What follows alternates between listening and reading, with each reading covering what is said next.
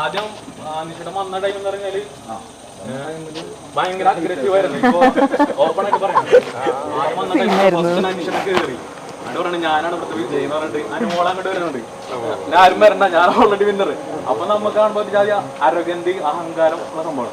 പിന്നെ പതുക്കെ അത് ചിലപ്പോ അനീഷാണ് കുറച്ചാൾ വീടിന്റെ ഉള്ളിൽ ഇങ്ങനെ ആരെയും എനിക്ക് മനസ്സിലായി ചിലപ്പോൾ ഡിപ്രഷനിലൂടെ കടന്നു പോയിട്ടുണ്ടാവും. ഞാൻ കടന്നു പോയിട്ടുള്ളതാണ്. അപ്പോൾ വീട്ടിന് ഉള്ളിലായിരിക്കാം. അപ്പൊ ആൾക്കാരായിട്ട് സംസാരിക്കാൻ താല്പര്യം ഉണ്ടായിരുന്നില്ല. അപ്പൊ ആരെങ്കിലും സംസാരിക്കാൻ വന്ന താല്പര്യമില്ല. അതുകൊണ്ട് തന്നെ എന്തായി ഇത്ര നാൾ നിൽക്കാൻ പറ്റി ബിഗ് ബോസിൽ. വേറെ ആൾ പറഞ്ഞ ഒരാൾ എന്തെങ്കിലും പറഞ്ഞ ഒരാൾ വേണം.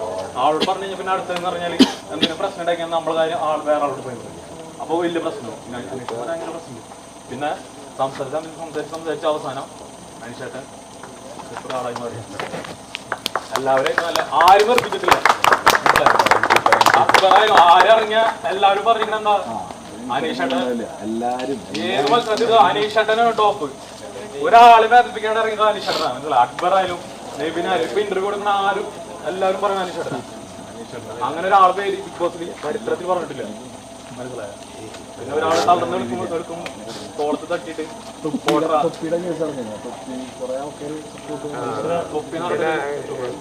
അനിയൻ പറഞ്ഞില്ല. അപ്പൊ അങ്ങനെ ഈ ആറ് കാര്യങ്ങളില്ലാണ്ട് ഇവിടം വരെ എത്താൻ പറഞ്ഞ വലിയ കാര്യമാണ്. അത് ജനങ്ങളുടെ സപ്പോർട്ട് കൊണ്ട് മാത്രം എത്തിയതാണ്. ശരിക്കും പറഞ്ഞാൽ അനീഷേട്ടനാണ് വിന്നർ. മനസ്സിലായത്? അനീഷേട്ടൻ വിന്നറാണ് ശരിക്കും. അനുമോൾ എന്ന് പറഞ്ഞ വ്യക്തി PR ബലത്ത് കൊണ്ട് മാത്രം ജയിച്ചൊരു വ്യക്തിയാണ്. അനീഷേട്ടൻ ഒരു കോമൺ മാൻ ആണ്. PR പറ്റി അറിയില്ല. മനസ്സിലായി? PR ചെയ്തിട്ടില്ല. എന്നിട്ട് ഫസ്റ്റ് റണ്ണറപ്പ് ആണെന്ന് പറഞ്ഞെങ്കിൽ ജയിച്ചില്ല. ഓൾറെഡി ജയിച്ചു. ഇനൊന്നുമില്ല. കപ്പിന്റെ ആവശ്യമില്ല. ജനങ്ങളാണ് മെയിനായിട്ട്. കപ്പല്ല. കപ്പ് എന്ന് പറഞ്ഞ പറഞ്ഞൊരു സാധനം എല്ലാവരും. അപ്പൊ എന്തായാലും വന്നതിനും താങ്ക് യു. സന്തോഷം.